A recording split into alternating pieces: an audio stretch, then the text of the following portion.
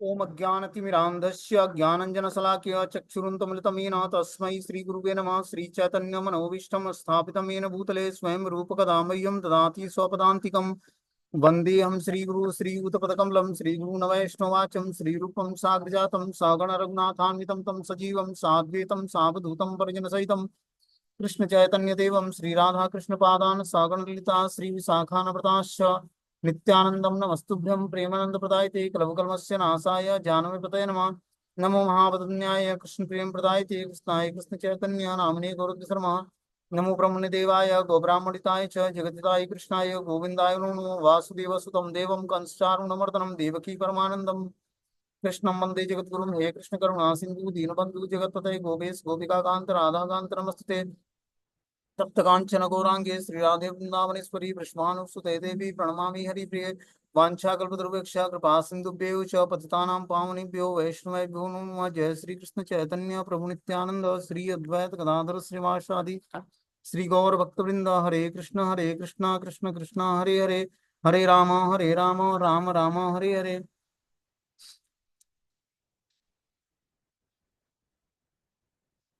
तो कल हमने ब्रजमंडल परिक्रमा में पढ़ाया था कि ब्रज का स्वरूप क्या है और ब्रज का अर्थ क्या है, मतलब ब्रज की परिभाषा क्या है, किसको ब्रज बोलते हैं। ठीक है। इसमें आगे श्रीमद् भागवतम से हमने एक श्लोक बताया था जो गोपियां वृंदावन की महिमा गा रही हैं। उसके बारे में हमने बताया था कि गोपियां वृंदावन का गुणगान करती हैं। श्रीमद् भागवतम के 10वें अध्याय के 21वें 10वें स्कंद के 21वें अध्याय के 10वें श्लोक में। ठीक है ना। तो वृंदावन का बहुत ही सुंदर उन्होंने वर्णन किया और हम लोगों ने कुछ वर्णन पढ़ा था। आज उसमें आगे पढ़ेंगे। बोलते हैं कि ऐसा ब्रजभूमि जहां पर ब्रजेंद्र नंदन श्री कृष्ण अपने अनगणित गोप सखाओं एवं दाऊ जी भैया के साथ मधुर मधुर बंसी बजाते हुए असंख्य गौओं के साथ सर्वत्र विचरण करते हैं।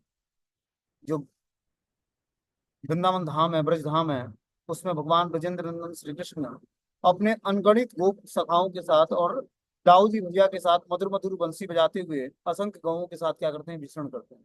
भगवान गाय चराते हैं और बंसी बजाते हैं। धन्य है यह ब्रजभूमि जहाँ इस सृष्टि के रचयिता श्री ब्रह्मा जी श्री राधा कृष्ण के युगल चरण रज को अपने सिर पर धारण करने के लिए बरसाने में पर्वत श्रेणी के रूप में, पालन करता भगवान विष्णु गोवर्धन के रूप में, विष्णु पर्वत के रूप में, चंद्रमौली महादेव नंद ग्राम में नंदीश्वर पर्वत के रूप में, हरिदास वर्य श्री उद्धव जी कुसुम सरोवर के तट पर तृण गुल्म लताओं के रूप में निवास करते हैं।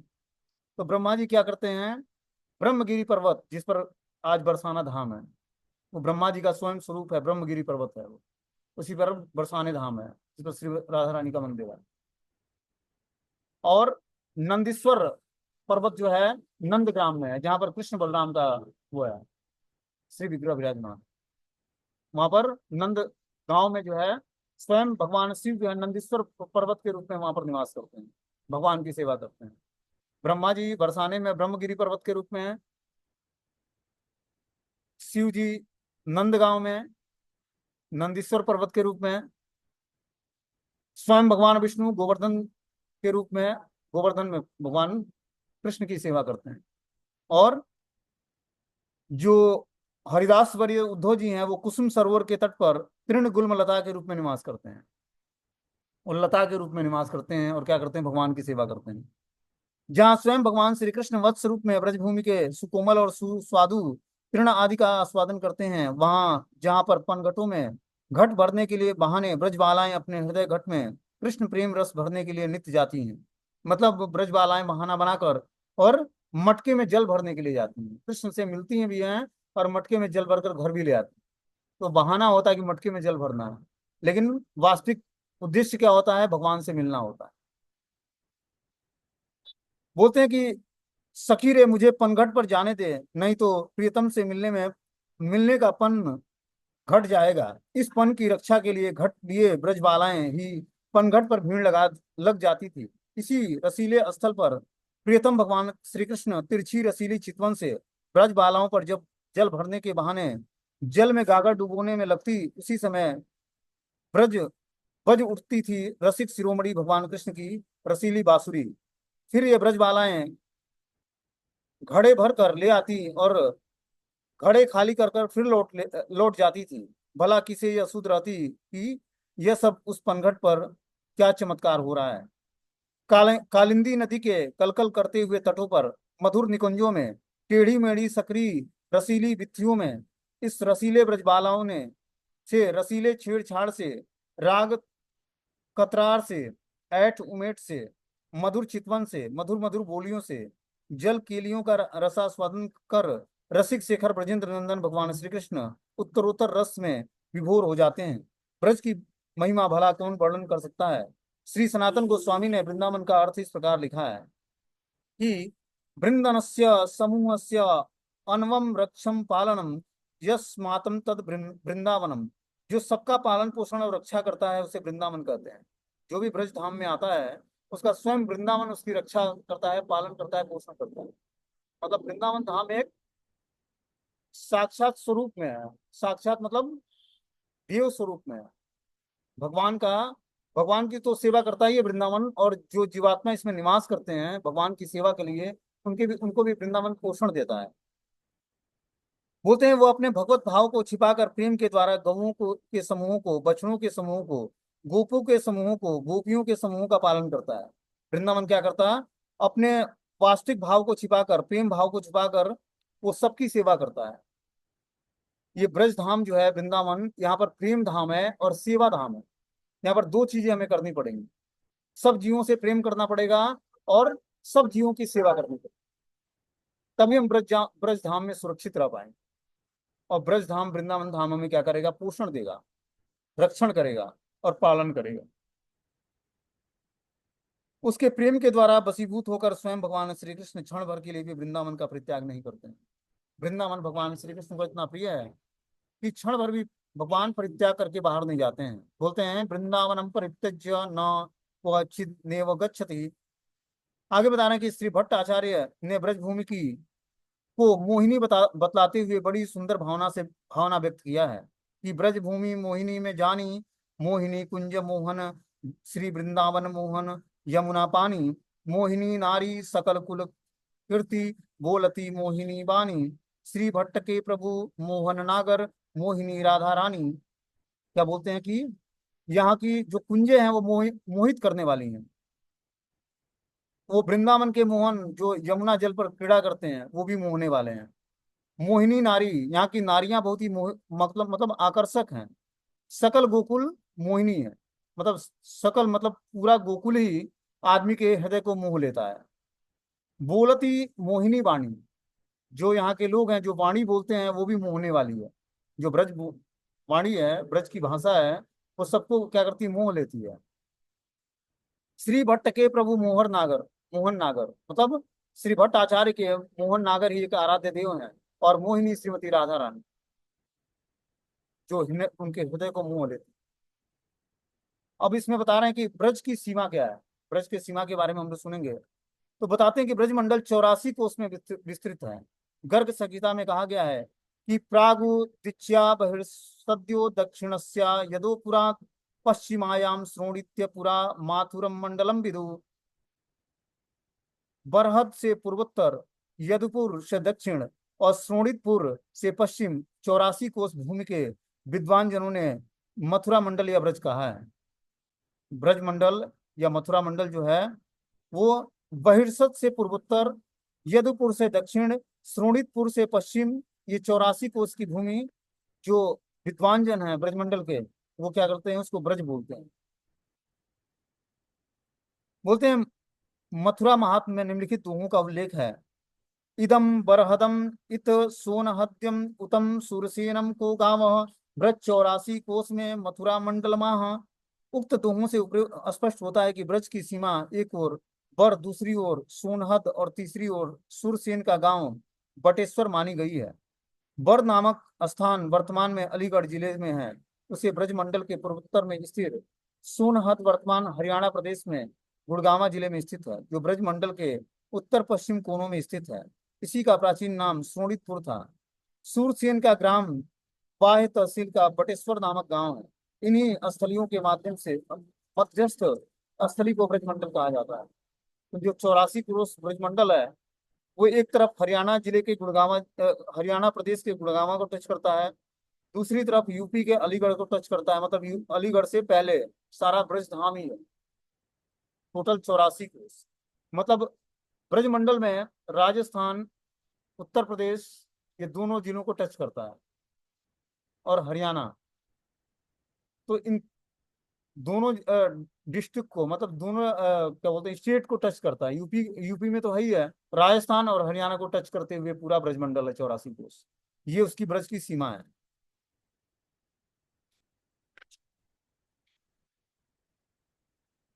आगे बोलते हैं कि ब्रह्मांड पुराण में भी ब्रजमंडल की सीमा का उल्लेख देखा जाता है। उसके अनुसार ब्रजमंडल के पूर्व में हास्य वन, दक्षिण में जानवा वन, पश्चिम में पर्वत वन और उत्तर में सूर्यपतन वन स्थित है। इसके अनुसार पूर्व में आगरा जिले का हसनगढ़ हास्य वन के नाम से, पश्चिम में राजस्थान का काम्य वन के पास पहाड़ी गांव पर्वत वन के नाम में, दक्षिण में धौलपुर तहसील का जाजऊ ग्राम जानू के नाम से प्रसिद्ध है। उत्तर भाग में अलीगढ़ जिले के जेवर ग्राम के निकट सूर्यपतन नरकी स्थित मानी गई है। 84 क्रोस ब्रजमंडल में वन, उपवन, प्रतिवन और अधि वन कुल मिलाकर 48 वन हैं। पद्म पुराण के अनुसार यमुना जी के पूर्व और पश्चिम में महावन, काम्य वन, मधुवन, ताल वन, कुमुद वन, भांडीर वन, वृंदावन, हरित वन, लोह वन, भद्र वन, बहुला वन और बेल वन है। ये 12 वन, 12 मुख्य वन स्थित हैं। इनमें से मधुवन, ताल वन, कुमुद वन, बहुला वन, काम्य वन, हरित वन और वृंदावन, ये 7 वन यमुना के पश्चिम भाग में स्थित हैं। भद्र वन, भांडीर वन, बेल्व वन, लोह वन तथा महावन, ये 5 वन यमुना के पूर्व में स्थित है। वराह पुराण में 12 उपवनों का उल्लेख है। अभी तक हम लोगों ने जो नाम सुना वो क्या है, वन है, मुख्य वन है। अब उपवन है, मतलब वन का छोटा भाग उपवन कहलाता है। अब वो कौन सा है? ब्रह्म वन, अप्सरा वन, विहल वन, कदम्ब वन, स्वर्ण वन, सुरभि वन, प्रेम वन, मयूर वन, मनोतिंग वन, शेष साई वन, नारद वन और परमानंद वन, ये 12 जो हैं उपवन है। भविष्य पुराण में 12 प्रतिवनों का भी उल्लेख किया जाता है। तो कुल मिलाकर 48 वन है। 12 वन है, 12 उपवन है और 12 प्रतिवन है। तो भविष्य पुराण में प्रतिवनों का नाम बताया गया है। रंगवन, वार्ता वन, करहा वन, काम वन, अंजन वन, कर्ण वन, कृष्णा कृष्णा छिप वन, नंद प्रक्षेप कृष्ण वन, इंद्र वन, शिक्षा वन, चंद्रावली वन, लोह वन। इसके अलावा विष्णु पुराण में 12 अधिवनों का वर्णन मिलता है। यह है मथुरा, राधा कुंड, नंदगांव, गढ़, ललिता ग्राम, वृषभानुपुर, गोकुल, बलभद्र वन, गोवर्धन, जावट, वृंदावन और संकेत वन, ये कुल मिलाकर 48 वन है।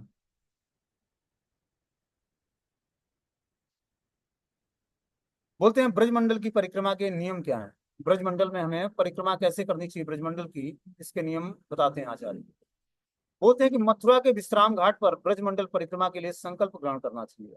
जो मथुरा मंडल है, मथुरा नगरी है, उसका उसमें एक विश्राम घाट है, यमुना का किनारा है विश्राम घाट, वहां से ब्रजमंडल परिक्रमा का संकल्प ग्रहण करना चाहिए। इसके लिए किसी सरल शास्त्रज्ञ, सदाचारी, दयालु, निर्मत्सर, तत्वज्ञ, निर्लोभी और भजन परायण वैष्णव भक्त, तीर्थ गुरु या ब्रजवासी पुरोहित के द्वारा संकल्प ग्रहण करके परिक्रमा आरंभ करें। परिक्रमा के समय निम्नलिखित विधि और निषेधों का यथा समय साध्य पालन करना चाहिए। जब हम परिक्रमा करते हैं तो क्या क्या चीजें हमें पालन करना चाहिए, ये ध्यान देने योग्य है।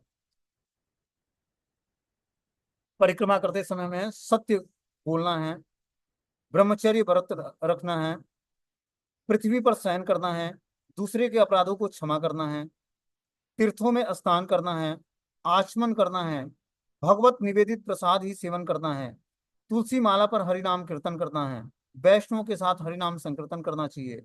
परिक्रमा के समय मार्ग में स्थित ब्राह्मण, श्रीमूर्ति, तीर्थ और भगवत लीला स्थलियों का विधि पूर्वक सम्मान और पूजा करते हुए प्रणाम और परिक्रमा करें। इस प्रकार हमें विधि पूर्वक ब्रजमंडल की परिक्रमा करनी चाहिए। निषेध क्या क्या है?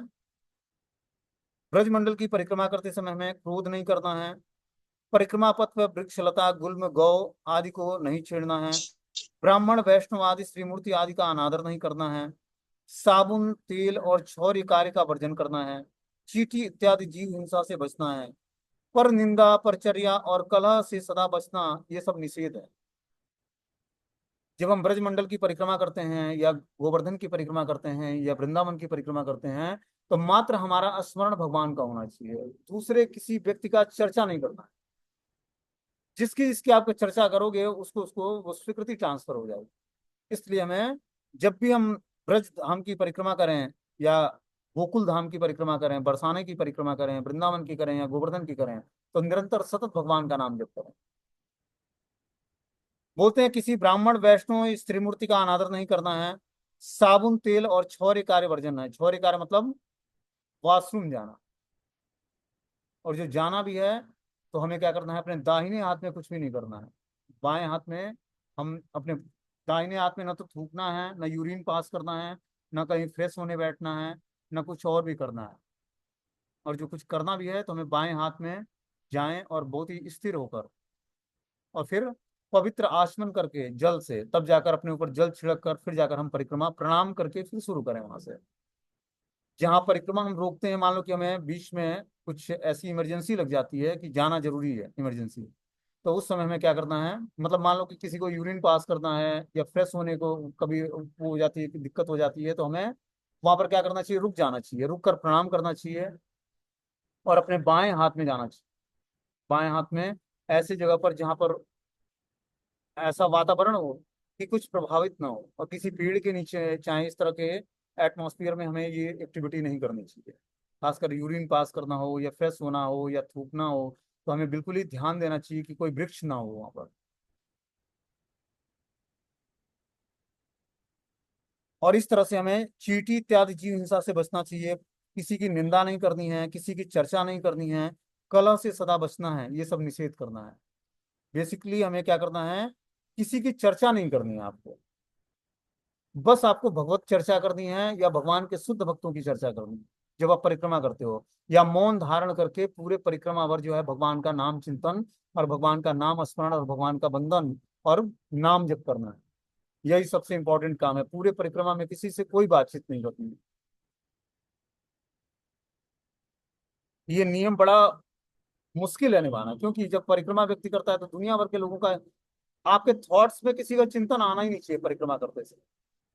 बस भगवान का चिंतन, भगवान के नाम का चिंतन, रूप का, गुण का, लीलाओं का, गोवर्धन का चिंतन, या ब्रज धाम के गौओं का, ब्राह्मणों का, वैष्णव का, ब्रज के जनों का चिंतन। ब्रज से बाहर ब्रज के किसी भी व्यक्ति का चिंतन नहीं। ब्रज के बाहर जो है, ब्रज के अंदर ब्रज के बाहर के किसी भी व्यक्ति का चिंतन नहीं होना चाहिए।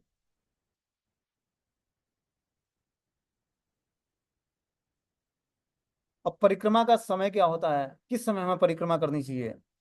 बोलते हैं गौड़ी वैष्णव में श्री चैतन्य महाप्रभु के ब्रज भ्रमण का अनुसरण करना चाहिए। उनके अनुसार कुछ लोग आश्विन मास के विजयादशमी के पश्चात शरद काल में परिक्रमा आरंभ करते हैं। विजयादशमी, जो विजयादशमी आने वाली है शरदकालीन में, आश्विन मास चल रहा है, इसके विजयादशमी जिस दिन रावण जलाया जाता है उस दिन से परिक्रमा आरंभ करनी चाहिए। और क्योंकि चैतन्य चरितामृत के अनुसार श्रीमन महाप्रभु चैतन्य देव श्री नीलांचल धाम से ब्रजमंडल का दर्शन करने के लिए इसी समय पधारे थे। भगवान चैतन्य महाप्रभु इसी समय उन्होंने विजयादशमी के दिन ही परिक्रमा शुरू की थी ब्रजमंडल की। कुछ वैष्णव, गौड़ीय वैष्णव आश्विन शुक्ल एकादशी से कार्तिक व्रत नियम सेवा के लिए दिन से ब्रजमंडल परिक्रमा आरंभ करते हैं।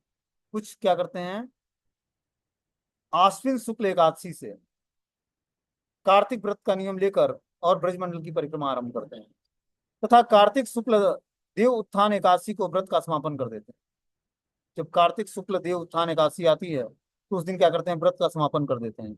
अधिकांश गौड़ीय वैष्णव शारदीय पूर्णिमा के दिन छौर आदि कार्य संपन्न कर उसी दिन से कार्तिक व्रत नियम सेवा तथा ऊर्जा व्रत का पालन और ब्रजमंडल परिक्रमा का संकल्प ग्रहण करते हैं, और देव उत्थान एकादशी के पश्चात कार्तिक पूर्णिमा के दिन कार्तिक व्रत एवं ब्रजमंडल की परिक्रमा का भी समापन करते हैं। तो इस तरह से तीन तिथि बताई गई है। पहला बताया गया विजयादशमी, जिस दिन नवरात्र का अंतिम दिन होता है विजयादशमी, जिस दिन रावण जलाया जाता है, ठीक है ना। उस दिन से कुछ दिन कुछ लोग परिक्रमा शुरू करते हैं। कुछ लोग जो है आश्विन शुक्ल एकादशी, जो आने वाली एकादशी है, मतलब दसवीं, जब विजयादशमी के अगले दिन एकादशी आती है, उस एकादशी से लेकर आश्विन शुक्ल एकादशी से कार्तिक व्रत का नियम लेकर और उस दिन से परिक्रमा शुरू करते हैं और देव उत्थान एकादशी को परिक्रमा समाप्त कर देते हैं।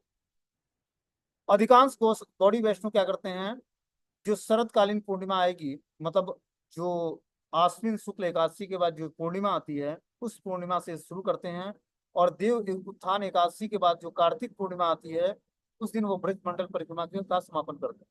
मतलब टोटल 1 महीने तक वो ब्रज मंडल परिक्रमा करते हैं। तो ये नियम ब्रजमंडल परिक्रमा के बताए गए और ये समय बताया गया कि किस समय हमें परिक्रमा करनी चाहिए। अब हम लोग मथुरा महात्म सुनेंगे कि मथुरा जी का महात्म क्या है। जो ब्रज धाम में मथुरा नगरी है, श्री मथुरा धाम, उसका महात्म क्या है। बोलते हैं भूमंडल में अयोध्या, मथुरा, माया, काशी, कांची, अवंती, द्वारावती, ये मोक्ष को प्रदान करने वाले सप्तपुरियां हैं, किंतु इनमें से स्वयं भगवान श्री कृष्णचंद्र की जन्मस्थली मथुरापुरी सर्वश्रेष्ठ है। बोलते हैं जो अयोध्या है, मथुरा है, माया है, माया मतलब हरिद्वार, कांसी, कांची, अवंतिका, द्वारावती, ये सब मोक्ष प्रदान करने वाली सब पुरियां हैं। 7 पुरियां हैं जो जीवात्मा को मोक्ष प्रदान करती हैं, किंतु इनमें से स्वयं भगवान श्री कृष्णचंद्र की जन्मस्थली मथुरापुरी सर्वश्रेष्ठ है। यह केवल मोक्ष ही नहीं अपितु तो भगवत प्रेम प्रदान करने वाला है। माया से संपूर्ण रूप से अतीत सच्चिदानंदमय भगवत धाम है। सुदर्शन चक्र के द्वारा सुरक्षित रहने के कारण प्रलय आदि विकारों का इस पर कोई प्रभाव नहीं पड़ता है। वैकुंठ की तो बात ही क्या है, पट्ट महिषियों से सुशोभित द्वारकापुरी की अपेक्षा भी यह अधिक प्रशंसनीय है। इस मथुरापुरी का कभी भी विनाश नहीं होता है। सतयुग के प्रारंभ में बालक ध्रुव देवर्षि नारद का यहीं पर मिलन हुआ था। मधुबन में ही ध्रुव महाराज देवर्षि नारद से मिले थे। यही यमुना के ध्रुव घाट पर यमुना में स्नान करके बालक ध्रुव ने नारद मुनि से भगवत मंत्र में दीक्षा प्राप्त किया था और पास ही मधुबन महोली में भगवत आराधना करके भगवत दर्शन और सिद्धि प्राप्त किया था। सतयुग में महाराजा अम्बरीश यहीं पर द्वादशी व्रत का प्रयाण कर रहे थे। उसी समय दुर्वासा ऋषि वहां पधारे। यहीं पर दुर्वासा ऋषि ने भक्त अम्बरीश महाराज की महिमा की उपलब्धि की। सुदर्शन चक्र से कैसे इनकी रक्षा हुई, चक्र तीर्थ और अम्बरीश टीला आज भी इसके साक्षी हैं। तो चक्र तीर्थ है मथुरा मंडल में और अम्बरीश टीला है जहां पर अम्बरीश महाराज रुक और एकादशी व्रत का पालन किया। त्रेता युग में शत्रुघ्न जी जो भगवान राम के भाई थे, भगवान रामचंद्र जी के आदेश पाकर यहीं पर मधु दैत्य के पुत्र लवणासुर का वध किया था। यह वृतांत सर्वविदित है। द्वापर में श्री कृष्ण की जन्म आदि विविध लीलाओं की स्थली होने का गौरव इसे प्राप्त है। श्री कृष्ण द्वैपायन वेद व्यास का यही यमुना के द्वीप में जन्म प्रसिद्धि हुई। मतलब वेद व्यास यहीं पर यमुना के द्वीप में जन्म उन्होंने ग्रहण किया। कलयुग में श्री राधा कांति और भाव से सुबलित स्वयं भगवान श्री सचिनंदन गौरहरि ब्रज धाम के दर्शन हेतु सर्वप्रथम मथुरा में ही पधारे थे और यहीं विश्राम घाट में स्नान करके उन्होंने 84 क्रोश ब्रज मंडल की लीला स्थलियों का दर्शन किया। इसके पूर्व श्री अद्वैत आचार्य, श्री नित्यानंद प्रभु, श्री लोकनाथ गोस्वामी और भूगर्भ गोस्वामी भी आने का वर्णन प्राप्त होता है। श्री चैतन्य महाप्रभु के पश्चात इनके अंतरंग परिकर शील रूप गोस्वामी, सनातन गोस्वामी आदि गोस्वामी ने मथुरा एवं ब्रज में सर्वत्र भ्रमण किया। इसके अनंतर भी हमारे सभी गौड़ी वैष्णव आचार्य मथुरा ब्रज मंडल में आने का प्रसंग श्री चैतन्य चरितामृत और भक्ति रत्नाकर आदि ग्रंथों में सर्वत्र उपलब्ध है। तो हम देखते हैं पहले श्री चैतन्य महाप्रभु आते हैं, फिर अलग अलग जो है आचार्य आते हैं, जैसे भूगर्भ गोस्वामी, श्री लोकनाथ गोस्वामी, अद्वैताचार्य, श्री नित्यानंद प्रभु, ये लोग भी ब्रज मंडल की परिक्रमा करते हैं। ठीक है ना। पहले आकर विश्राम घाट में स्नान करते हैं यमुना में, मथुरा नगरी में विश्राम घाट पर, और वहां पर संकल्प लेकर और वहां से ब्रज 84 कोस की परिक्रमा शुरू करते हैं। श्री चैतन्य महाप्रभु के पश्चात उनके अंतरंग जो पार्षद हैं शिलरूप और सनातन गोस्वामी, ये लोग भी मथुरा और ब्रज में सर्वत्र भ्रमण किए। इसके अनंतर भी हमारे सभी गौड़े वैष्णव आचार्य मथुरा ब्रज मंडल में आने का प्रसंग श्री चैतन्य चरितामृत और भक्ति रत्नाकर ग्रंथ में विस्तार से दिया हुआ है। बोलते हैं पुराणों में मथुरापुरी का भूरी भूरी महात्मा उल्लेख हुआ है कि भगवान केशव देव जी इस पुरी के मध्य में कर्णिका के रूप में विराजमान है। उत्तर की पंखुड़ी में श्री गोविंद देव जी विराजमान है वृंदावन में, जिनके दर्शन से मनुष्य संसार चक्र से सदा के लिए मुक्त हो जाता है। तो जो गोविंद देव जी हैं, एक्चुअल में ब्रजमंडल जो 84 कोस है, ये एक कमल की पंखुड़ियों पर है। जिस तरह एक कमल होता है और बहुत सारी उसकी पंखुड़ियां होती हैं, उसी तरह ये 84 कोस ब्रजमंडल जो है कमल के फूल के जैसा है। कमल के फूल फूल पर ही समस्त ब्रजमंडल विराजमान है। बता रहे हैं कि जो है उत्तर की जो पंखुड़ियां हैं उस पर श्री गोविंद देव जी वृंदावन में विराजमान है, जिनके दर्शन से मनुष्य संसार चक्र से सदा के लिए मुक्त हो जाता है। और जो कोई गोविंद देव जी रूप गोस्वामी के विग्रह हैं, कोई जाकर उनका दर्शन करता है तो इस संसार भवसागर से मुक्त हो जाता है, वो यूं ही।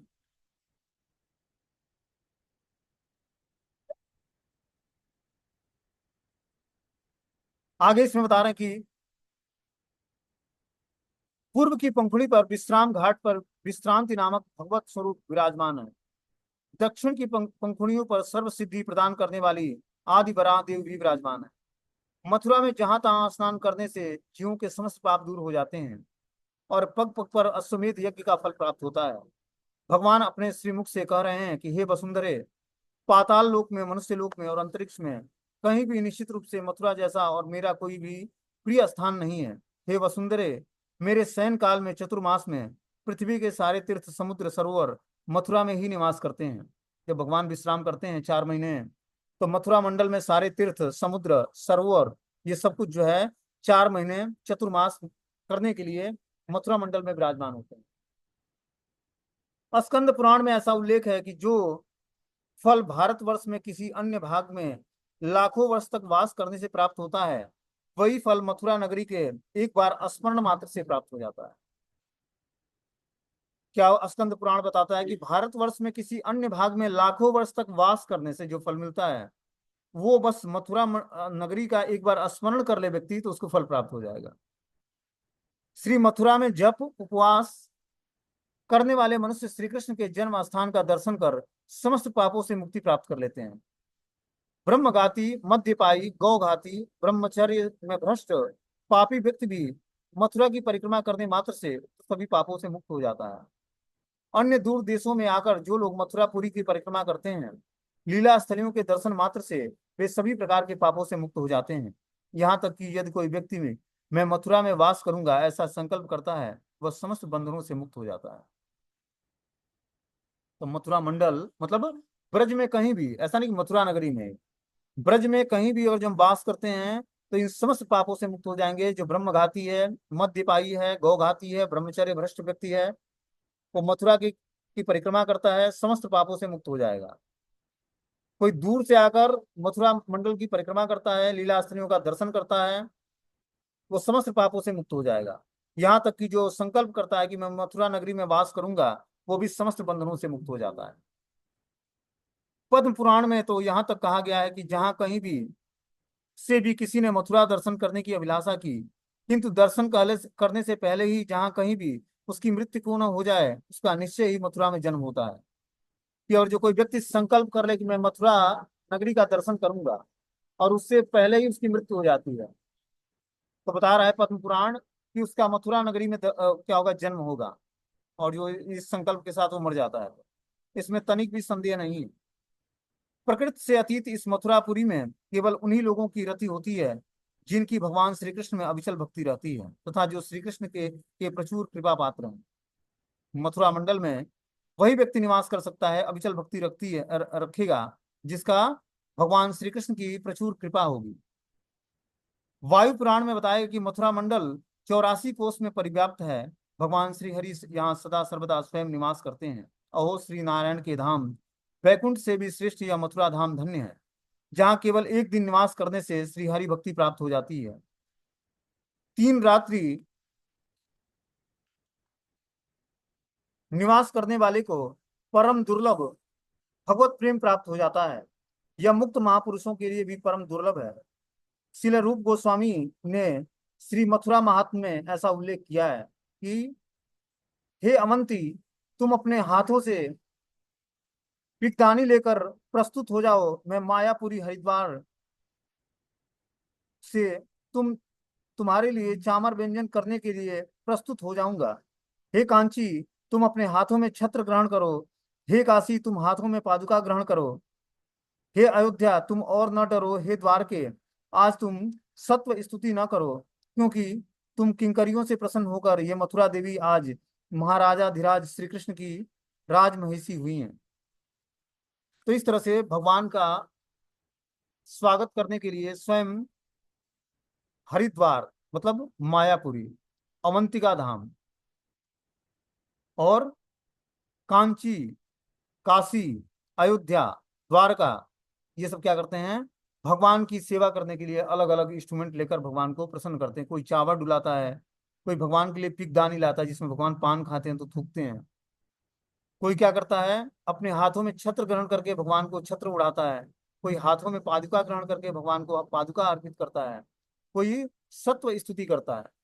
इस तरह से भगवान की सब सेवा करते हैं। जितने भी तीर्थ हैं, जो 7 पुरियां हैं, वो भगवान की सातों पुरियां मथुरा में सेवा करती हैं। इतना पवित्र स्थान है। आगे इसमें बता रहे हैं कि अब मथुरा की परिक्रमा शुरू हो जाती है, ठीक है ना। तो मथुरा की परिक्रमा का कुछ अंश हम लोग पढ़ेंगे आज से। अभी तक हम लोगों ने जो सुना वो ब्रज का महात्म सुना और मथुरा का महात्म सुना, ठीक है ना, कि मथुरा का इंपॉर्टेंस क्या है और ब्रज का इंपॉर्टेंस क्या है। अब जो है मथुरा की परिक्रमा का क्या इंपॉर्टेंस है, क्या महत्व है, उसके बारे में हम लोग सुनेंगे। बोलते हैं कि आज से लगभग 5204 वर्ष पहले वर्तमान द्वापर युग के अंत में स्वयं भगवान श्री कृष्ण जी महा अत्याचारी कंस के कारागार में पिता वसुदेव जी और माता देवकी के पुत्र के रूप में आविर्भूत हुए। उस समय वसुदेव और देवकी ने चतुर्भुज स्वरूप में उनका दर्शन किया। चारों हाथ में कमल, शंख, चक्र, गदा और पद्म धारण किए, वक्ष स्थल पर श्रीवत्स का चिन्ह धारण किए, गले में कौस्तुभ माला को धारण किए थे। मेघ श्यामल क्रांति युक्त अद्भुत दिव्य बालक को देखकर वे दोनों उनकी स्तुति करने लगे। उनकी स्तुति एवं प्रार्थना से भगवान शिशु रूप धारण कर लिया और भगवान प्रेरणा से ही वसुदेव जी नवजात शिशु को गोदी में उठाकर गोकुल महावन स्थित नंद भवन में रहने के लिए चल पड़े। कारागार से निकलते समय उनके हाथों की हथकड़ियां, पैरों की बेड़ियां, लोहे के कपाट स्वतः ही खुल गए। प्रहरी सो गए, रिमझिम वर्षा होने लगी, सारा मार्ग साफ हो गया। उफनती यमुना को पार कर वसुदेव जी गोकुल नंद भवन में पहुंचे। वहां नंद भवन में यशोदा जी के गर्भ से द्विभुज श्याम सुंदर और कुछ क्षण पश्चात एक बालिका भी पैदा हुई थी। तो वहां नंद भवन में द्विभुज भगवान श्याम सुंदर और एक बालिका योग माया प्रकट हुई थी। यशोदा प्रसव पीड़ा से कुछ अचेत सी थी। वसुदेव जी गृह में प्रवेश करते हैं, द्विभुज कृष्ण ने वसुदेव पुत्र को आत्मसात कर लिया। तो जो वसुदेव कृष्ण आए थे, मथुरा में जो पैदा हुए थे, प्रकट हुए थे भगवान चतुर्भुज नारायण के रूप में, वो जाकर जो है वसुदेव कृष्ण गोकुल कृष्ण में समाहित हो जाते हैं, ठीक है ना। अब क्या होता है, वसुदेव जी इस रहस्य को समझ नहीं पाए, कन्या को गोद में लेकर चुपके से पुनः कंस कारागार में लौट आए। पहले की बात कारागार के लोग कपाट बंद हो गए। वसुदेव और देवकी के हाथों में हथकड़ियां और पैरों में बेड़ियां पूर्वतः लग गईं। उसी रात में कंस को पता लगा और वो पागल तथा विक्षिप्त हुआ। हाथ में तलवार लेकर कारागार में उपस्थित हुआ। उसने बहन देवकी के हाथों से कन्या को छीन लिया और कन्या के दोनों पैरों को पकड़कर पृथ्वी पर पटक कर मारना चाहा, किंतु कन्या अष्टभुजी वाली दुर्गा का रूप धारण करके कंस को दुत्कारते हुए आकाश मार्ग में उनका ध्यान हो गया।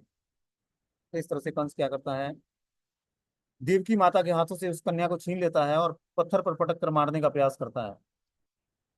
जब मारने का प्रयास करता है तो उसके हाथ से माता छूट जाती है और अष्टभुजा देवी के रूप में आकाश में प्रकट होती है, कंस को दुत्कारती है और आकाश मार्ग से अंतर ध्यान हो जाती है। श्री कृष्ण की इस जन्मभूमि को सर्वप्रथम श्री कृष्ण के प्रपुत्र श्री वज्रनाभ जी ने एक विशाल मंदिर की स्थापना की थी। कालांतर में उसी स्थान पर भारत के धार्मिक राजाओं ने बड़े विशाल विशाल मंदिरों का क्रमशः निर्माण कराया है।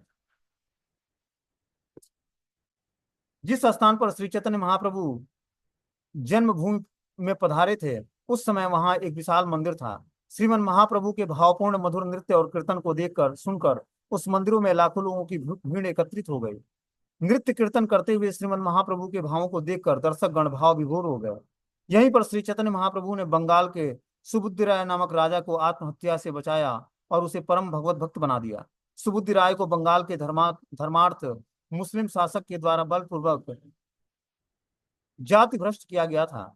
वह पुनः हिंदू बनना चाहता था, किंतु उस समय के कट्टर हिंदू पुरोहितों ने एवं व्यवस्थापकों के निर्देशानुसार मृत्यु से पूर्व हिंदू धर्म में पुनः प्रवेश करने के लिए कोई भी मार्ग शेष नहीं था, परंतु करुणा सागर से चैतन्य महाप्रभु ने एक बार श्री कृष्ण नाम का उच्चारण कराकर उसे शुद्ध कर दिया तथा जीवन भर हरिनाम कीर्तन और वैष्णव की सेवा करते रहने का उपदेश प्रदान करके उसे कृतार्थ किया। श्रीमन महाप्रभु ब्रज आगमन मुगल सम्राट हुमायूं के राजत्व काल में हुआ था। श्रीमन महाप्रभु जब हुमायूं का राज्य था तब उस समय महाप्रभु ब्रज धाम में आए थे। तत्पश्चात यवनों के द्वारा वह मंदिर ध्वस्त कर दिया गया था।